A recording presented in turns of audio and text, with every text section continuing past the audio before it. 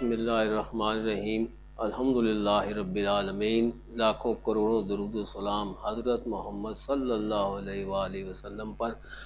آج ہم آپ کو ایک اہم مسئلہ کہ مرضیں آج کل بہت زیادہ ہیں، مریض بہت زیادہ ہو چکے ہیں، تو دوسری طرف انٹرنیٹ پر اور ٹی وی پر مختلف امراض کے بارے میں نسخوں کی ایک دکان سجی ہوئی ہے۔ ہم آپ کو یہ بتائیں کہ علاج کرنے کے لیے آپ کو کیا طریقہ اختیار کرنا چاہیے۔ آپ کو دیکھنا یہ چاہیے کہ ہم صرف نسخوں کے پیچھے نہ بھاگیں، بلکہ معالج سے انٹرنیٹ پر یا ٹی وی پر پوچھنا چاہتے ہیں تو آپ ان کو یہ اپنی علامات بتائیں، ان سے یہ سمجھنے کی کوشش کریں کہ ہماری یہ مرض کس مزاج میں ہے، یعنی یہ سردی کا مرض ہے، گرمی کا ہے، خشکی کا طریقہ ہے، دوسری طرف بلغمی مرض ہے، سوداوی مرض ہے یا صفراوی مرض ہے۔ اگر ہم یہ کسی معالج سے سوال کریں، ان سے یہ کہیں کہ ہمیں آپ یہ بتائیں کہ ہم کس قسم کی غذائیں استعمال کریں۔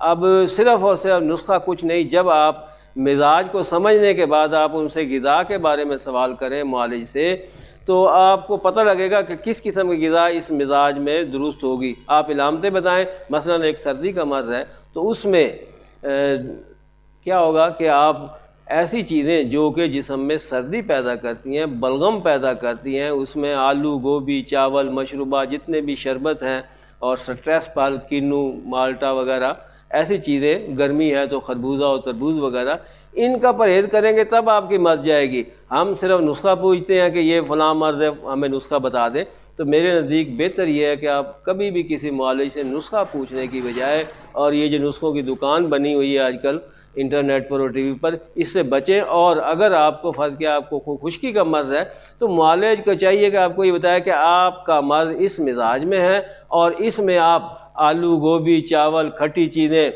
اور جتنی بھی بادی چیزیں جو کہ معدے میں ہوا پیدا کرتی ہیں ان کو نہ کھائیں۔ اسی طرح جب آپ کو کوئی گرمی کا مرض ہے تو آپ معالج کو جب بتائیں گے علامتیں، تو وہ آپ کو یہ بتائے کہ آپ کا مرض گرم مزاج کا ہے، اور گرم مزاج میں آپ ایسی چیزیں جو کہ گوشت، انڈا، مچھلی، ایسی مچھلی گو کہ خشک سرد مزاج کی ہے، تاہم وہ گرم مزاج میں بھی نقصان پہنچاتی ہے کیونکہ مرض کو پیچھے لے کے جاتی ہے۔ اسی طریقے سے رائی، کلونجی، میتھی کا ساگ، ایسی چیزیں آپ اس میں پرہیز کریں گے تب آپ کا مرض کنٹرول ہوگا۔ صرف نسخہ آج اب ٹی وی پر ہم نے دیکھتے ہیں یا نیٹ پر بھی کہ حکیم صاحب مجھے یہ مرض ہے، آپ اس کا نسخہ بتا دیں۔ اب نسخہ بنانا عام مریض کا کام نہیں، نسخہ تو معالج ہی کو ترتیب دینا چاہیے۔ معالج ہی مزاج کے مطابق جب وہ آپ کو نسخہ بتائے گا تب آپ کو فائدہ ہوگا، اور صرف نسخہ بتانے سے بھی مرض کنٹرول نہیں گا، بلکہ ایسے ہے جیسے کہ آپ دیکھیں کہ آپ نے گاڑی میں جانا ہے، آپ ڈرائیور کبھی تو اس گاڑی کو تیز کرے گا، کبھی ہلکی کرے گا، کبھی دائیں مڑے گا، کبھی بائیں مڑے گا۔ اسی طریقے سے مرض کو کنٹرول کرنے کے لیے معالج کے زیر نگرانی رہنا بھی انتہائی ضروری ہوتا ہے، خاص طور پہ پیچیدہ اور ایسے امراض جو کہ دیر تک چلتے ہیں۔ جب وہ آپ کو مرض کے مطابق، مثلا اب ایک دوا اس نے شروع کی ہے، جب اس کو مرض جب آگے چلے گی تو اس کی دوا بعض اوقات زیادہ ہوگی، بعض اوقات کم ہوگی، بعض اوقات دوا بدلنی پڑے گی مزاج کے مطابق۔ جیسے جیسے مزاج بدلتا جائے گا ویسے ویسے مرض کا علاج بھی بدلتا جائے گا۔ تو اب آپ کو سمجھنے کی بات اس میں یہ ہے کہ ہمیشہ نسخوں کے پیچھے مت پڑیں۔ معالج حضرات بھی ہمیں کہتے ہیں جی ہمیں ایسے کریں جو کہ حکیم صاحب اس کا کچھ سستا سا، آسان سا، بہترین سا، مجرب نسخہ بتا دے۔ اب کسی مرض، ایک مزاج گرم مزاج کی ہے، ایک بادی مزاج کی ہے، ایک سرد مزاج کی ہے، ان سب کا نسخہ کیسے ایک ہوگا؟ لہذا سمجھنے کی بات یہ ہے کہ نسخہ نہیں، بلکہ اگر ہم غذا کو کنٹرول کر لیں تو انشاءاللہ تعالی وہ مرض میں آپ کو، اب غذا کے لیے کیا ہے کہ اب ہم دوا تو کھاتے ہیں ملی گرام میں یا گرام میں، جبکہ غذا ہماری 100 گرام، 150، 200 گرام، 500 گرام اس طرح ہوگی۔ تو اب ہم غذا کی طرف ہمیں غور کرنا ہے کہ غذا کس مزاج میں، کس مرض میں کون سی غذا زیادہ بہتر ہے۔ اب اس میں جب آپ سردی، خشکی اور گرمی کی غذاؤں کا اگر آپ کو علم ہو جائے تو آپ اپنے مرض کو کنٹرول کر سکتے ہیں یا مرض کا بہتر علاج کرا سکتے ہیں۔ غذا ہی کو سمجھیں، مثلا اب سردی کی کون سی امراض ہے اور کون سی ان کے لیے غذائیں ہوں گی۔ اب سردی کے امراض جو ہے نمونیا، نزلہ زکام، سردی کا بخار، اسی طریقے سے کھانسی، زکام۔ آپ ایسے کریں کہ سردی کے مرض میں اور سردی کہ مزاج میں اگر انسان کا مزاج اور موسم بھی سرد ہے تو پھر آپ ٹھنڈی چیزوں کا استعمال وہاں روکیں.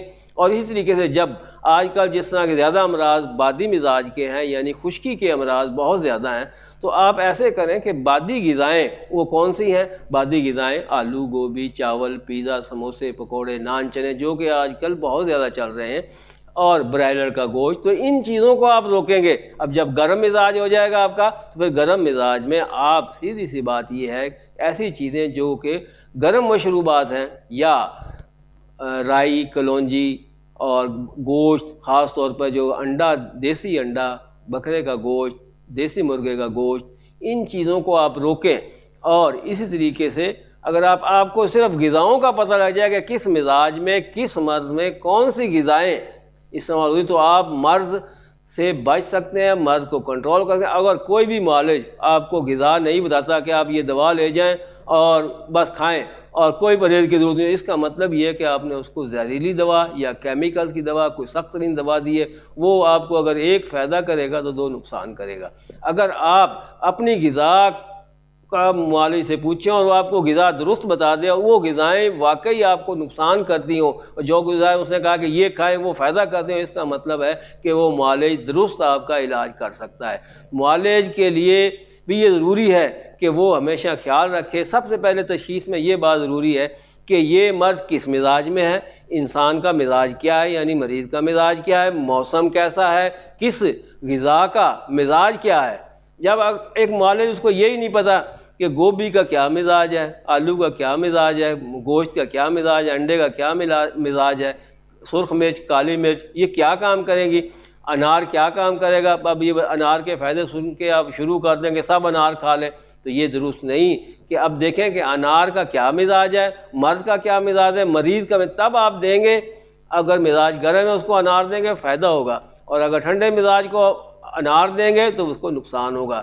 مزاج ہی علاج کے لیے سب سے اہم بات ہے، اور غذا بھی جب آپ مزاج کے مطابق استعمال کریں گے. پھر دوا بھی ایسی ہونی چاہیے. دوا کی تعریف یہ ہے کہ ایسی چیزیں جو کہ نباتات ہیں، سب سے پہلے ان سے علاج ہونا چاہیے. نمبر 2 پھر نباتات کے بعد آتا ہے جمادات، یعنی کہ جیسے کہ نمک ہے یا زمین، معدنی چیزیں جو ہیں. پھر ایک اور ہے کہ مختلف قسم کے جانوروں کے جو گوشت ہیں، ان کے مختلف اعضاء، ان کے مختلف مزاج ہیں. اب کوئی معالج اگر ان کو سمجھ کر آپ کو یہ بتا دے تو انشاءاللہ تعالی آپ بہت سی امراض سے نجات پا سکتے ہیں. ہم آپ سے پھر یہ گزارش کریں کہ ہمارا ویڈیو لنک پہ ساتھ جو نمبر موجود ہیں ہمارے، اس پہ یا فیس بک پہ، یا آپ ہمیں فون کریں، ہمیں بتائیں، یا ہمیں اپنا کوئی بھی جو مسئلہ ہے اس کو آپ میسج کر دیں، آپ واٹس ایپ پہ بات کریں. تو لیکن جب آپ کی تمام علامتیں بتائیں، جب علامتیں اور مزاج کی تشخیص ہو جائے گی آپ کی علامتوں سے، تو پھر ہم آپ کو بہتر غذا، بہتر دوا آپ کو بتا سکیں گے.